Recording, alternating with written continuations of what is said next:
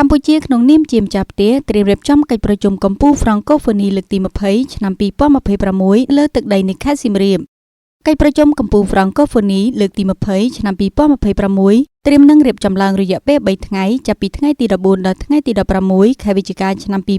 2026ក្នុងនាមកម្ពុជាមានសិទ្ធិទទួលធ្វើជាម្ចាស់ផ្ទះនៅលើទឹកដីសៀមរាបអង្គរដែលវានឹងជាឱកាសដែលរដ្ឋាភិបាលកម្ពុជាឈានទៅពង្រឹងចំណងការទូតជាមួយប្រមុខរដ្ឋាភិបាលពីប្រទេសប្រមាណ90ជាសមាជិកពេញសិទ្ធិនិងសង្កេតការណ៍នៃបណ្ដាប្រទេសប្រើប្រាស់ភាសាបារាំងក្នុងកិច្ចប្រជុំពិភាក្សាការងារត្រៀមរៀបចំការតុបតែងតាមដងផ្លូវក្នុងក្រុងសម្រាប់កិច្ចប្រជុំកម្ពុជាខាងលើនេះនាខេត្តសៀមរាបនៅរសៀលថ្ងៃទី8ខែមករាឆ្នាំ2026ឯកឧត្តមអៀតសីឡារដ្ឋលេខាធិការក្រសួងបរិស្ថានមានប្រសាសន៍ថាកិច្ចប្រជុំកម្ពុជាហ្វ្រង់កូហ្វូនីលើកទី20គឺជាជំនួបរវាងប្រមុខរដ្ឋាភិបាលដែលជាសមាជិកអង្គការអន្តរជាតិនៃក្រុមប្រទេសនិយាយភាសាបារាំងដើម្បីពិភាក្សាផ្លាស់ប្តូរយោបល់លើបញ្ហាផ្សេងៗដូចជានយោបាយអន្តរជាតិសេដ្ឋកិច្ចពិភពលោកកិច្ចសហប្រតិបត្តិការហ្វ្រង់កូហ្វូនីសិទ្ធិមនុស្សអប់រំវប្បធម៌និងប្រជាធិបតេយ្យជាដើម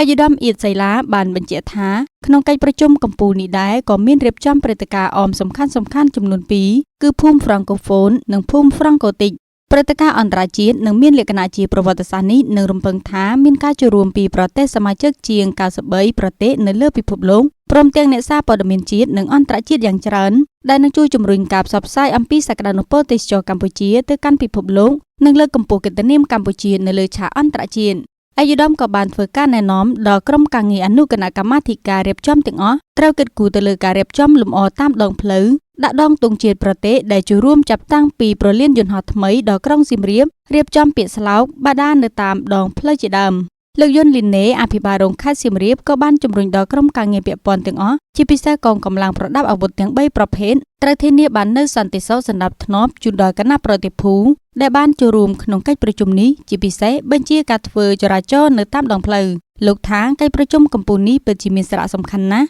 ដែលជាឱកាសនៃការផ្សព្វផ្សាយសក្តានុពលទេសចរនៅក្នុងខេត្តសៀមរាបទៅកាន់ពិភពលោកដោយក្នុងនោះគណៈប្រតិភូនឹងចុះទៅទស្សនានៅប្រាសាទអង្គរវត្តប្រាសាទបាយ័នប្រាសាទតាព្រហ្មនិងប្រាសាទបន្ទាយស្រី